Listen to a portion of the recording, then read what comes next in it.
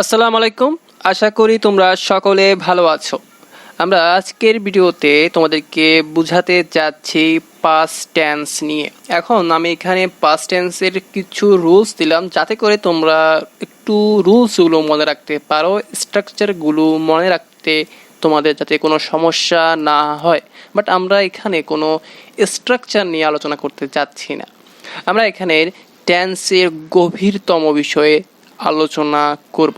কেন করব তা আমি অনেকবার বলেছি যে আমাদের উদ্দেশ্য হচ্ছে এইচএসসি পরীক্ষা বা যে কোনো পরীক্ষায় ভালো করাই হচ্ছে আমাদের উদ্দেশ্য। আমরা ছোটোবেলা থেকে অনেক ধরনের গ্রামার পড়ে এসেছি।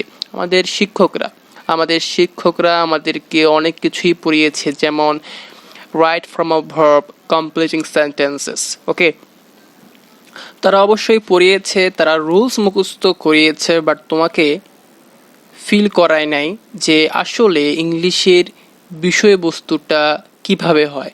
তারা যদি এটাকে একটু ফিল করাতে পারতো, অর্থাৎ বাংলার সাথে আমরা যে বাংলায় কথা বলি তার সাথে ইংলিশের তেমন কোনো পার্থক্য নেই, ঠিক আছে? অর্থাৎ তুমি যদি বাংলাটাই বুঝো ভালো করে, তাহলে কিন্তু তোমার জন্য ইংলিশটা তেমন কোনো বড় ব্যাপার না। তুমি যে কোনো বিষয় সহজেই লিখতে পারো। আমাদের একটা আমি দেখেছি অনেকবার যে অনেক স্টুডেন্ট লিখতে পারে না, অর্থাৎ তারা কোনো একটা প্যারাগ্রাফ বলো বা কম্পোজিশন বলো বা যে কোনো একটা অ্যাপ্লিকেশনও বলো, তারা এটা বানিয়ে ইংলিশে লিখতে পারে না। কেন পারে না?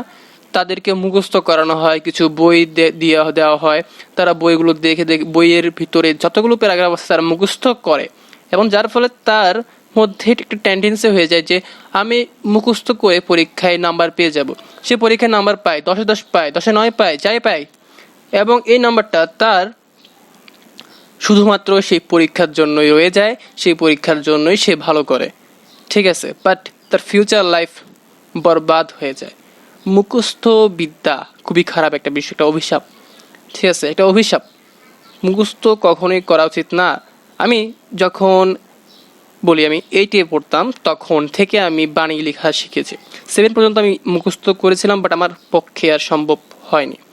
আমি জানি না, আমার মন থেকে আমার মুখস্থ করতে ইচ্ছা করে না। আমি বানিয়ে লিখেছি, ভুল হয়েছে, অবশ্যই তিরস্কারেরও শিকার হয়েছি, বাট আমি আস্তে আস্তে নিজেকে ডেভেলপ করেছি এবং আস্তে আস্তে আমি এমন একটা পর্যায়ে এসেছি যে আমি যে কোনো কিছু এখন বানিয়ে যেমন লিখতে পারি তেমন বলতেও পারি, এবং স্পোকেন ইংলিশেও পারফেক্ট নাম্বার হিসেবে হাইয়েস্ট নাম্বার পেয়েছি। সো আমি এই জন্যই বলতেছি, কখনোই তুমি ভাববে না যে হ্যাঁ আমি বানিয়ে লিখলে সবাই হাসবে, ভুল বলবে না। আগে ভুল করো, তারপরে শিখো। অর্থাৎ ভুল না করলে তুমি শিখবা কীভাবে? ছোটোবেলায় যখন তুমি হাঁটতা, তুমি ভুল করতে না হাঁটতে গেলে, অবশ্যই আস্তে আস্তে তুমি হাঁটা শিখেছো। সেমভাবেই এই ইংলিশের যে বেসিকটা, সেটা যদি স্ট্রং করতে চাও, তোমাকেও তোমার শেকড়টা মজবুত করতে হবে। তার জন্য অবশ্যই সেই শেকড়টা হচ্ছে আমাদের টেন্স, ঠিক আছে? সেই শেকড়টাই হচ্ছে আমাদের টেন্স। এই জন্য আমরা আজকে টেন্সের যত সমস্ত বিষয় আছে সেগুলো খুব ভালো করে বুঝতে আমাদেরকে অবশ্যই হবে, কারণ টেন্সের গুরুত্ব অপরিসীম, ঠিক আছে? টেন্সের মাধ্যমে আমরা রাইট ফ্রম অফ ভার্বের টপিক সম্বন্ধে আন্দাজ করতে পারবো যে আসলে এই বিষয়টা কি নিয়ে, কোন টেন্স ব্যবহার করা উচিত, কখন কোন টেন্সে কথা বলা উচিত। ছোটোবেলায় যা শিখেছি তা কিন্তু আমাদের জন্য এনাফ না, ঠিক আছে? আমার কাছে তোমরা পড়তেছো নতুন কিছু জানার জন্য, নতুনভাবে শেখার জন্য, কোনোভাবে মুখস্থ করানো আমার উদ্দেশ্য নয়। এখন দেখো, আমরা simple fast versus fast continuous এই বিষয়টা নিয়ে আজকের ভিডিওতে আমরা আলোচনা করব, এবং পাস্ট টেন্সের যতগুলো বিষয় আছে সেই সমস্ত বিষয়গুলো আমরা জানব। এখন সিম্পল পাস্ট, পাস্ট কন্টিনিউয়াস, এই দুইটার মধ্যে একটা সূক্ষ্মতম পার্থক্য রয়েছে। সেই পার্থক্যটা যদি তুমি বুঝতে পারো তাহলে তোমার এটা নিয়ে তেমন কোনো সমস্যা হবে না। এখন দেখো, আমরা জানি যে পাস্ট বলতে বোঝায় অতীত, ঠিক আছে? অতীতের একটা ঘটনা, সেই ঘটনাটা কীরকম হতে পারে? তুমি বললা আমি গতকাল স্কুলে গিয়েছিলাম বা কলেজে গিয়েছিলাম, ঠিক আছে? এরকম বলতে পারো, আমি গতকাল স্কুলে গিয়েছিলাম, কলেজে গিয়েছিলাম, বা আমি গতকাল ভাত খেয়েছিলাম, বা আমি গতকাল ঘুরতে গিয়েছিলাম, আমি গতকাল অনেক কিছুই করেছিলাম। অর্থাৎ তুমি একটা, এটা দ্বারা তুমি বোঝাচ্ছ একটা নির্দিষ্ট টাইমে তুমি সেখানে গিয়েছিলা। যেমন দেখো, আমি যদি একটা এক্সাম্পল তোমাকে একটু দিই, তুমি বিষয়টা একটু সহজে ক্লিয়ার হতে পারবা। I started studying at 9 o'clock। এখন দেখো, এই স্টার্টেডটা আর আইটা সাবজেক্ট, সাবজেক্ট প্লাস V2 মানে হচ্ছে আমাদের পাস্ট টেন্স। এটা আমরা সকলে জানি। সাবজেক্টের পরে ভার্ব টু হচ্ছে আমাদের কি হবে, তাহলে এটা পাস্ট টেন্স হবে, সিম্পল পাস্ট হবে, তাই তো? অর্থাৎ পাস্ট ইনডেফিনিট বলে বা সিম্পল পাস্ট বলতেই পারো, যে কোনো একটা নামে বলতে পারো, ঠিক আছে? এখন দেখো, আমি এটা দ্বারা বুঝলাম যে এটা অবশ্যই সিম্পল পাস্ট, অর্থাৎ পাস্ট ইনডিফিনিট। এখন এখানে কেন এই ভার্বের সাথে আইএনজি হলো, এটা একটা অনেক গুরুত্বপূর্ণ একটা কোয়েশ্চেন। অনেকের একটা ভুল ধারণা আছে, ভাইয়া ভার্বের ভার্ব অর্থাৎ দুইটি ভার্ব যদি পাশাপাশি থাকে পরের ভার্বটি অটোমেটিক আইএনজি হয়, এই কথাটা একেবারে ভুল কথা। এটা কখনোই তুমি মেনে চলবে না। আমি এই আইএনজি কেন হয় এটা আমি অবশ্যই রাইট ফ্রম অফ ভার্বের ক্লাসে বিস্তারিত বলবো। সো আজকের ভিডিওতে আমরা শুধুমাত্র এই বিষয়টাই আমরা স্কিপ করে যাচ্ছি। এখন দেখো, সে তার পড়া শুরু করেছিল কখন? 9টা বাজে, একটা নির্দিষ্ট টাইম বললো। এখন যদি এখানে টাইমটা উল্লেখ নাও থাকতো, তাও বোঝাতো যে সে একটা নির্দিষ্ট টাইমে পড়তো, বাট সেই টাইমটা আমি জানি না। আমি তখন বলতাম হি স্টার্টেড স্টাডিং, সে পড়ছিল, আমি টাইম বললি নাই। বাট হতে পারে টাইমটা যে কোনো একটা টাইম হতে পারে, 8টা হতে পারে, 9টা হতে পারে, 10টা হতে পারে, বাট টাইমটা আমি জানি না, ঠিক আছে? সো পরীক্ষায় যে টাইম উল্লেখ থাকবে এমন কোনো কথা নাই, যে সিম্পল পাস্টে টাইম উল্লেখ থাকবে এরকম কোনো কথা নেই। সো আমি একটা জিনিস বুঝলাম যে সিম্পল পাস্টে পয়েন্ট অফ টাইম বোঝায়, অর্থাৎ একটা নির্দিষ্ট সময় বোঝায়। সেই সময়টা উল্লেখ থাকতেও পারে, নাও থাকতে পারে, বাট বুঝে নিতে হবে যে সে অতীতের একটা নির্দিষ্ট টাইমে একটা কাজ করছিল বা পড়ছিল বা কিছু করছিল, ঠিক আছে? আবার দেখো, I finished studying at 10 o'clock। এখন এখানেও সেমভাবে একটা পয়েন্ট অফ টাইম বোঝাচ্ছে, সে তার পড়া শেষ করেছিল। এটা একটা পয়েন্ট অফ টাইম, তাই তো? পয়েন্ট অফ টাইম মানে কি? একটা নির্দিষ্ট টাইম। এখন সেই টাইমটা উল্লেখ এখানে আছে, বাট উল্লেখ না থাকলেও, অর্থাৎ এতটুকু পরীক্ষায় থাকলেও সেটা সিম্পল পাস্ট। পরীক্ষায় টাইম উল্লেখ থাকুক বা না থাকুক, আমাকে বুঝতে হবে সে পড়া শেষ করেছিল একটা নির্দিষ্ট টাইমে। সেই টাইমটা যে কোনো টাইম হতে পারে, উল্লেখ থাকলে ভালো, না থাকলেও সমস্যা নাই। আমরা বুঝবো যে এটা একটা স্পেসিফিক টাইম, অর্থাৎ পয়েন্ট অফ টাইম, ওকে? এখন দেখো, I went to school. এখানে আমরা কি বুঝতেছি? সে স্কুলে গিয়েছিল, কোন টাইমে আমি জানি না, বাট আমরা বুঝতে পারলাম যে যেহেতু এটা সিম্পল পাস্ট, অবশ্যই এটা একটা পয়েন্ট অফ টাইমকে বোঝাচ্ছে, ঠিক আছে? একটা নির্দিষ্ট টাইমে তুমি স্কুলে গিয়েছিলা। I ate rice, আমি ভাত খেয়েছিলাম একটা নির্দিষ্ট টাইমে। সেগুলো আমরা বুঝলাম। এখন আমি তোমাকে 1 এবং 2 এর সংমিশ্রণে একটা জিনিস দেখাবো। কীরকম? ভালো করে খেয়াল করো। একটা হচ্ছে 9টা, একটা হচ্ছে 10টা, তাই তো? এখন দেখো, 9টা থেকে 10টা পর্যন্ত একটা টাইম হয়েছে, এটাকে কি বলতে পারো তুমি? ডিউরেশন বলতে পারো। সে 9টা বাজে পড়া শুরু করেছিল, 10টা বাজে তার পড়া শেষ করেছিল। সো দেখো, 9টা থেকে 10টা পর্যন্ত সে তার পড়াটা কন্টিনিউ করেছে। 9টা থেকে 10টা পর্যন্ত সে তার পড়াটা কন্টিনিউ করেছিল, শুরু করেছিল, শেষ করেছিল। সো কয় ঘন্টা পড়ছে? 1 ঘন্টা পড়েছে।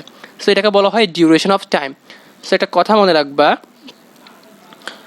কন্টিনিউয়াস যখন বোঝায়, অর্থাৎ পাস্ট কন্টিনিউয়াস একটা ডিউরেশনকে বোঝায়, সে কোনো পয়েন্ট বোঝায় না, অর্থাৎ সে কোনো পয়েন্ট অফ টাইম বোঝায় না। সে বোঝায় যে সে কতক্ষণ যাবৎ কাজটা করেছিল বা পড়ছিল, যে কোনো কিছু হতে পারে। এখন দেখো, I was studying from 9 to 10 o'clock। এখন দেখো, আই ওয়াজ স্টাডিং শুরু করেছিল কয়টা থেকে? তার পড়া শুরু করেছিল 9টা থেকে 10টা পর্যন্ত। মানেটা কি? সে 9টা বাজে শুরু করেছিল, 10টা বাজে শেষ করেছিল, ঠিক আছে? অর্থাৎ সে তার পড়া শুরু করেছিল, I was studying from 9 to 10 o'clock, ঠিক আছে? 9টা থেকে 10টা পর্যন্ত সে পড়েছিল, 9টা থেকে 10টা পর্যন্ত সে পড়েছিল, মানে সে 9টা বাজে শুরু করছে, 10টা বাজে শেষ করে ছিল। সো এরকম কথা, অর্থাৎ চলমান বোঝায় অতীতের কোনো ঘটনা চলমান বুঝালে তখন সেটাকে আমরা বলি পাস্ট কন্টিনিউয়াস। সো এই জন্যই আই ওয়াজ স্টার্টিং হচ্ছে আমাদের পাস্ট কন্টিনিউয়াস বুঝায়। তোমাকে এগুলো অবশ্যই ভালো করে ফিল করতে হবে। পরীক্ষায় টাইম উল্লেখ থাকুক বা না থাকুক তবুও বুঝতে হবে যে আই ওয়াজ স্টার্টিং এটা দ্বারা বোঝাচ্ছে সে একটা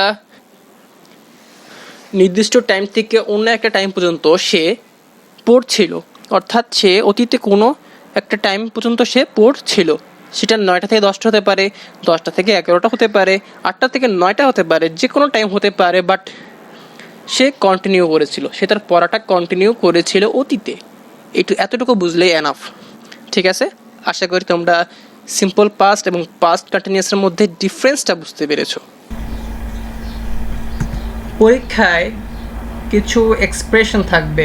এক্সপ্রেশন বলতে বোঝায় তোমার পরীক্ষায় যেমন last week, last month, last year, last day, long time ago, 5 years ago, yesterday.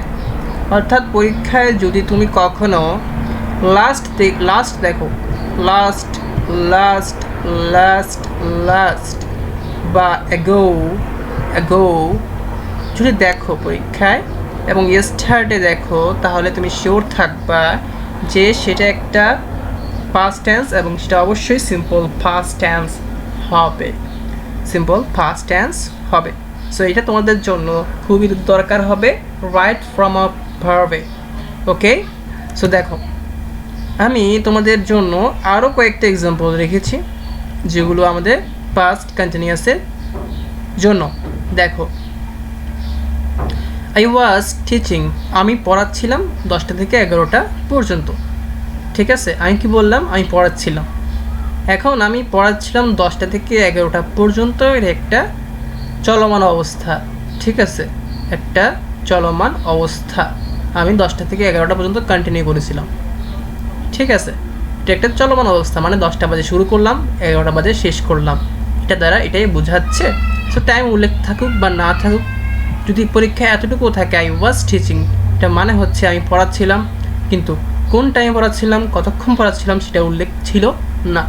থাকুক বা না থাকুক বুঝতে হবে আমি পড়াচ্ছিলাম অতীতে।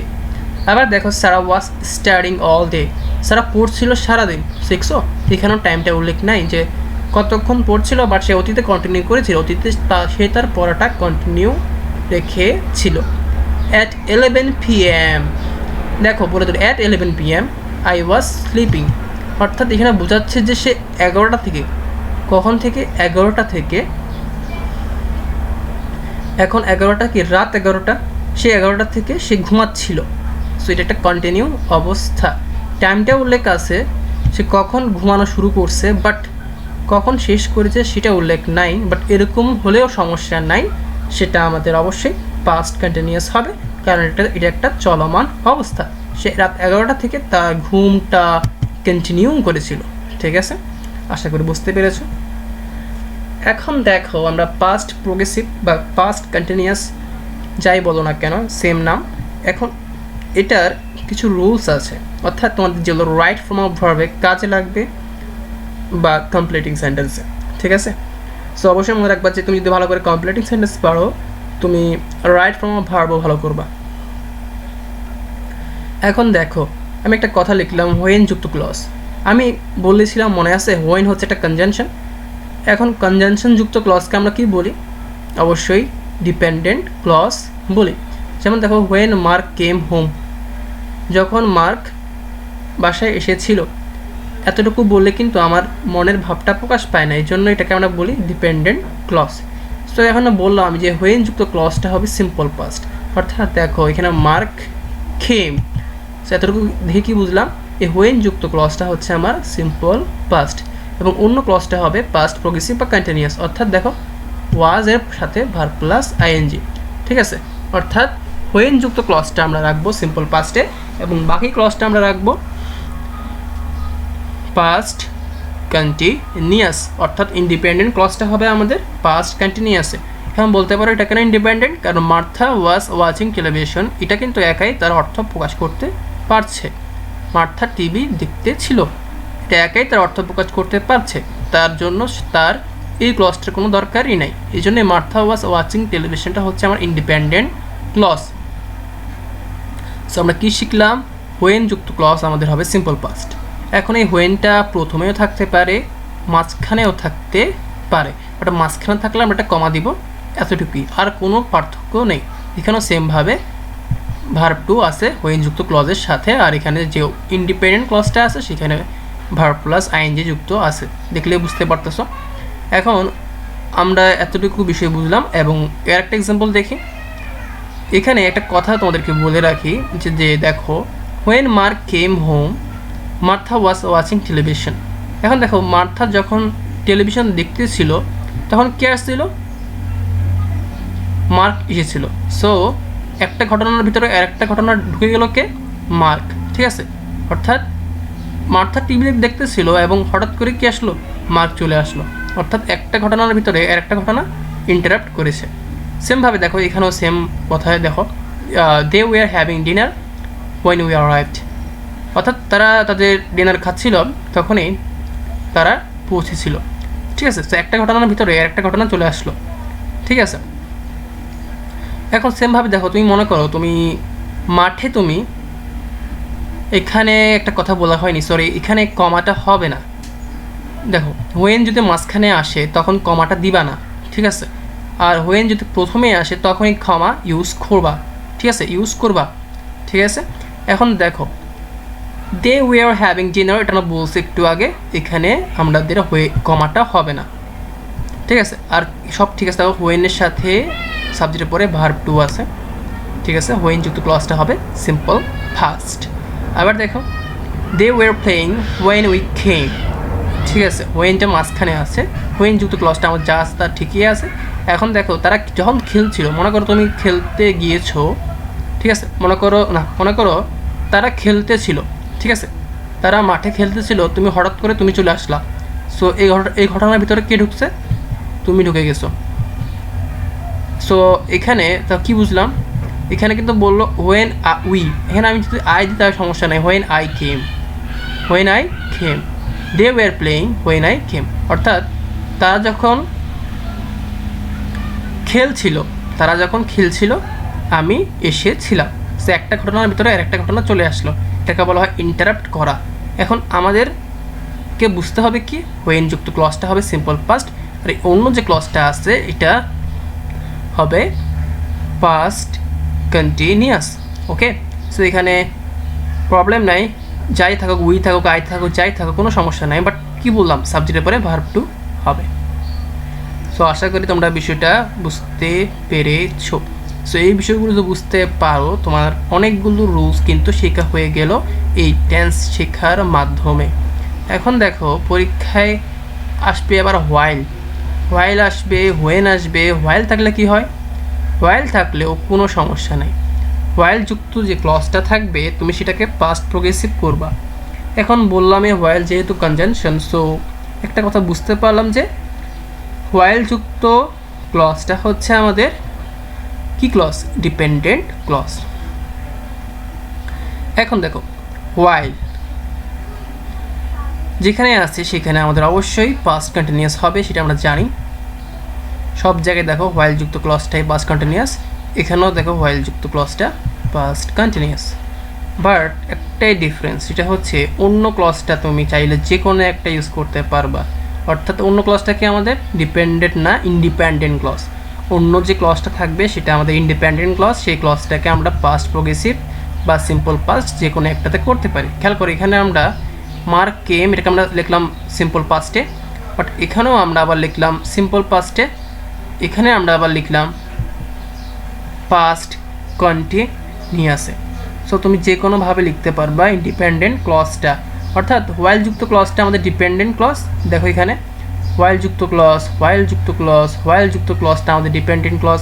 এই ক্লজটা আমরা সবসময় পাস্ট কন্টিনিউয়াসে লিখব, বাট পরের যে ইন্ডিপেন্ডেন্ট ক্লজটা থাকে সেই ক্লজটাকে আমরা অবশ্যই যে কোনো একটাতে লিখতে পারবো। অর্থাৎ পাস্ট কন্টিনিউয়াস বলো, সিম্পল পাস্ট, যে কোনো একভাবে লিখতে পারবো। বাট পরীক্ষায় হোয়াইলটা মাঝখানেও থাকতে পারে, মাঝখানেও থাকলে কমা দিব না, বাট প্রথমে থাকলে অবশ্যই ক্ষমা ইউজ করব, এটাই আছে পার্থক্য, কোনো পার্থক্য নাই। ভালো করে একটু দেখলেই বুঝতে পারবা, ঠিক আছে? দরকার হলে আমি একটু দেখাই। দেখো এখানে হোয়াইলটা ছিল মাঝখানে, এখানে হোয়াইলটা আসলো প্রথমে, তাই তো? হোয়াইল মাঝখানে থাকুক প্রথমে থাকলে শুধু কমাটা দিবা, আর কোনো সমস্যা নাই। বাট হোয়াইলযুক্ত ক্লজটা যেরকম আছে সেরকম থাকবে, অর্থাৎ পাস্ট কন্টিনিউয়াসই থাকবে, ঠিক আছে? সব কিছুই ঠিক থাকবে। শুধু একটা কথা মনে রাখবা, পরের যে ক্লজটা আছে সেটাকে তুমি চাইলে ভার্ব টু লিখতে পারো, অর্থাৎ সিম্পল পাস্টও লিখতে পারো, বা পাস্ট কন্টিনিউয়াসেও লিখতে পারো। তুমি তোমার মতো লিখতে পারো, কোনো সমস্যা তাতে নেই। Past perfect tense.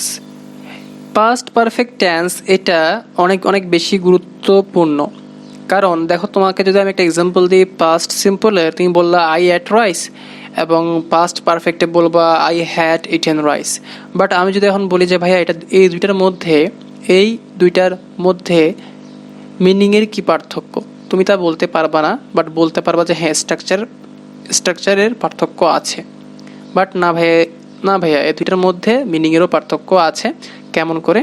দেখো পাস্ট পারফেক্টে আমাদের সাবজেক্টের পরে had plus verb three plus object, এটা আমরা জানি, বাট এতটুকুই এনাফ না ভাইয়া। তুমি যদি এই রুলস অনুসারে তুমি যদি বলো ভাইয়া আই হ্যাড ইটেন রাইস, এটা ঠিক না, এটা ভুল, ঠিক আছে? একটা কথা মনে রাখবা যে পাস্ট পারফেক্টে অতীতের যে কোনো দুইটা ঘটনা থাকতেই হবে। এখন দুইটা ঘটনা বলতে কি ধরনের ঘটনা? হ্যাঁ, কি ধরনের ঘটনা তা বলি, এক্সাম্পল দিই। মনে করো তোমার আম্মু অতীতে, তুমি ঘুম থেকে ওঠার আগেই তোমার মায়ের রান্না শেষ হয়ে গিয়েছিল, তুমি ঘুম থেকে ওঠার আগেই, ঠিক আছে? এখন একটা কথা বলো তো, কোন কাজটা আগে হয়েছিল? তোমার মায়ের রান্না আগে শুরু হয়েছে নাকি তুমি ঘুম থেকে উঠছো আগে? কোনটা? অবশ্যই তোমার মায়ের রান্নাটা আগে শুরু হয়েছিল, তারপর তুমি ঘুম থেকে উঠছো, তাই তো? সো মনে রাখবা যেই ঘটনাটা আগে ঘটে সেটা হবে পাস্ট পারফেক্ট, যেই ঘটনাটা পরে ঘটে সেটা হবে পাস্ট ইনডিফিনিট, ঠিক আছে? সহজ হিসাব। অর্থাৎ যে ঘটনাটা আগে ঘটবে সেটা পাস্ট পারফেক্ট, এবং যে ঘটনাটা পরে ঘটবে সেটা পাস্ট ইনডিফিনিট। এখন আমি আরেকটা এক্সাম্পল দিই। যেমন মনে করো আমরা একটা এক্সাম্পল শুনছি যে ডাক্তার আসার আগেই রোগী মারা গেল। সো ডাক্তার আসার আগে রোগী মারা গেল মানে কি? রোগী আগে মরছে, তারপর ডাক্তার আসছে। সো কোন ঘটনাটা আগে ঘটছে? অবশ্যই রোগী আগে মরছে। সো আমি বললাম কি হি হ্যাড ডাইড। সো এই জন্য বললাম যে রোগী যেহেতু আগে মরছে এই জন্য রোগী হবে পাস্ট পারফেক্ট, ডাক্তার যেহেতু পরে আসছে এই জন্য এটা হবে পাস্ট সিম্পল বা ইনডিফিনিট। সেমভাবে আমরা যদি বলি ডাক্তার আসার পর রোগী মরছে, সো কি আগে আসলো? অবশ্যই ডাক্তার আগে আসছে, সো ডাক্তার হবে পাস্ট পারফেক্ট, তারপর রোগী মরছে, সো এটা কি হবে? পাস্ট ইনডিফিনিট বা পাস্ট সিম্পল। সো এতটুকু বিষয় আমরা বুঝতে পারলাম যে যে ঘটনা আগে ঘটবে সেটা পাস্ট পারফেক্ট, যে ঘটনা পরে ঘটবে সেটা পাস্ট ইনডিফিনিট। এখন একটা রুলস জানতে হবে, সেটা হচ্ছে বিফোর যুক্ত ক্লজ হচ্ছে আমাদের ইন্ডিপেন্ডেন্ট ক্লজ, কারণ কনজাংশন যুক্ত ক্লজকে আমরা ইন্ডিপেন্ডেন্ট ক্লজ বলি। বাট মনে রাখবা বিফোর যুক্ত ক্লজটা আমাদের সিম্পল পাস্ট, আফটার যুক্ত ক্লজটা আমাদের পাস্ট পারফেক্ট, এতটুকু মনে রাখবা। আর অন্য ক্লজটা তার উল্টা হবে, সিম্পল পাস্ট থাকলে পাস্ট পারফেক্ট থাকলে পাস্ট সিম্পল। সো এতটুকু মনে রাখলেই হবে। সরি, এটা দেখো বিফোর যুক্ত যে ক্লজ সেটা কি আছে? Past simple. সেমভাবে এখানেও পাস্ট সিম্পল আছে, দেখছো পাস্ট সিম্পল আছে বিফোর যুক্ত ক্লজটা। বাট পার্থক্য হচ্ছে বিফোর এখানে মাঝখানে, এখানে প্রথমে। সমস্যা নেই, প্রথমে থাকলে আমরা একটা কমা ইউজ করব, আর কোনো পার্থক্য থাকবে না। আবার দেখো আফটার এবং হোয়েন, আমি এখানে দেখো আফটার হোয়েনের কথাটা পরে বলতেছি। দেখো হোয়েনের কথাটা পরে বলতেছি। যদি তুমি দেখো আফটার আছে, আফটার যুক্ত যে ক্লজটা থাকবে সেটা আমরা ইউজ করব পাস্ট পারফেক্ট, অন্য ক্লজটা পাস্ট ইনডিফিনিট হবে, ঠিক আছে। এবং এই ক্লজটা আমাদের ইন্ডিপেন্ডেন্ট ক্লজ, হি ডাইট, ঠিক আছে, হি ডাইট। আবার দেখো এখানেও আফটার যুক্ত ক্লজটা পাস্ট পারফেক্ট, অন্য ক্লজটা কী হবে, ইনডিফিনিট হবে, পাস্ট ইনডিফিনিট হবে। আর এখানে যে কমাটা দিলাম, এই ক্ষমাটা কিসের, যেহেতু আফটারটা প্রথমে আছে এই জন্য ক্ষমা ইউজ করলাম। বাট দেখো একটা জিনিস দেখো, আমরা রুলসগুলো বুঝতে পারলাম যে আফটার যুক্ত ক্লজ কি হয়, পাস্ট পারফেক্ট, বিফোর যুক্ত ক্লজ পাস্ট ইনডিফিনিট, এতটুকু আমরা বুঝতে পেরেছি। এবং অন্য ক্লজটা কী হবে তাও তোমরা বুঝতে পারলা, অন্য ক্লজটা তার উল্টা হবে আর কি। এখন পরীক্ষায় যদি তুমি বিফোর এবং আফটারের পরিবর্তে হোয়েন ইউজ করো তাহলেও কোনো সমস্যা নাই, মিনিংয়ের কোনো চেঞ্জ হবে না। তুমি যেখানে ইউজ করো, সামনে, প্রথমে, মিনিংয়ের কোনো চেঞ্জ নাই। বা যে টেন্স ইউজ করো না কেন, পাস্ট পারফেক্ট, পাস্ট সিম্পল, তুমি ইচ্ছা মতো ইউজ করো, কোনো সমস্যা নাই। সো হোয়েন ইউজ করলে কোনো সমস্যা হবে না, বিফোর এবং আফটারের পরিবর্তে হোয়েন ইউজ করলে মিনিংয়ের কোনো চেঞ্জ হবে না, মিনিংয়ের কোনো চেঞ্জ হবে না। এখন দেখো পাস্ট পারফেক্ট প্রোগ্রেসিভ বলো বা পাস্ট পারফেক্ট কন্টিনিউয়াস বলো, যাই বলো না কেন, এখন পাস্ট পারফেক্ট এবং পাস্ট পারফেক্ট কন্টিনিউয়াসের মধ্যে সূক্ষ্মতম পার্থক্য কীরকম। আমি তখন বলছিলাম যে তুমি ঘুম থেকে ওঠার আগে তোমার মায়ের রান্না শেষ, বাট আমি যদি বলি তুমি ঘুম থেকে ওঠার পরেও তোমার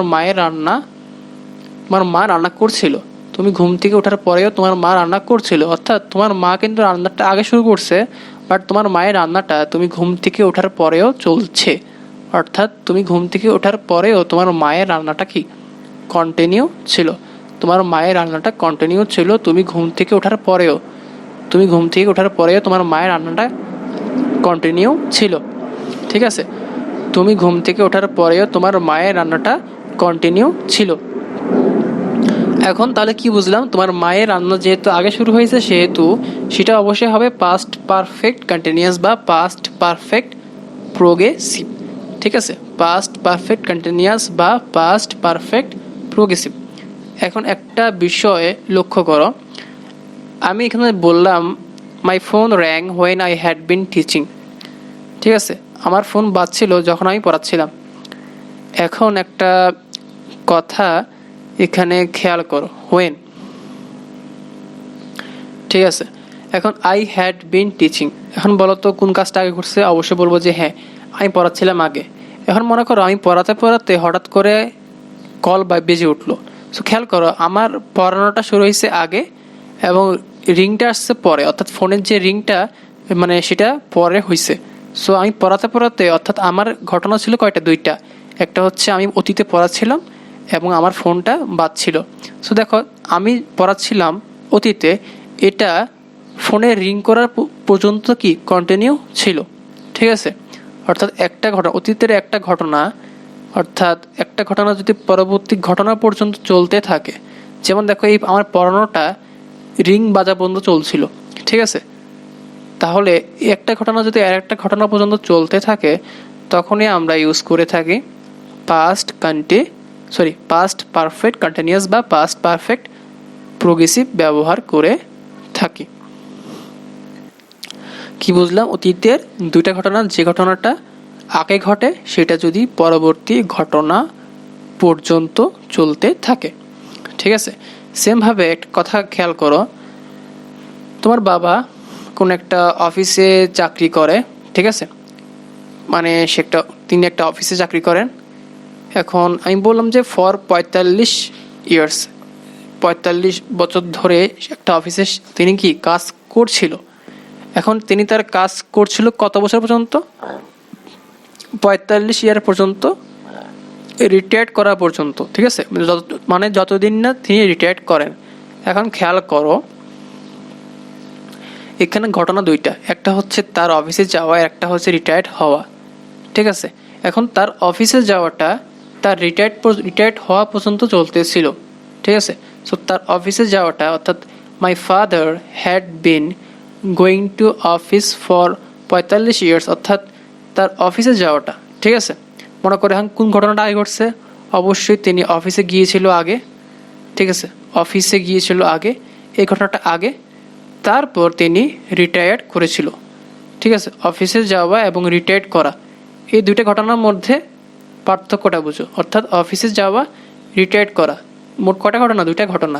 অফিসে তিনি যেতেন ৪৫ বছর ধরে, সেই ঘটনাটা আগে ঘটছে, এই ঘটনাটা আগের ঘটনা, ঠিক আছে, রিটায়ার্ড করার আগের ঘটনা। সো এই ঘটনাটা তার রিটায়ার্ড করা পর্যন্ত চলতে ছিল, অর্থাৎ এই রিটায়ার্ড করা পর্যন্ত অফিসে যেতে নেই, ঠিক আছে, যতদিন না তিনি রিটায়ার্ড করতেছেন ততদিন পর্যন্ত তিনি অফিসে যেতেন। সো এই জন্যই আমরা যে ঘটনাটা আগে ঘটছে সেখানে দিলাম পাস্ট পারফেক্ট কন্টিনিউয়াস, যেহেতু রিটায়ার্ড পরে করেছিল এই জন্য এটা হলো সিম্পল পাস্ট বা পাস্ট ইনডিফিনিট। সো আশা করি তোমরা বিষয়টা বুঝতে পেরেছো।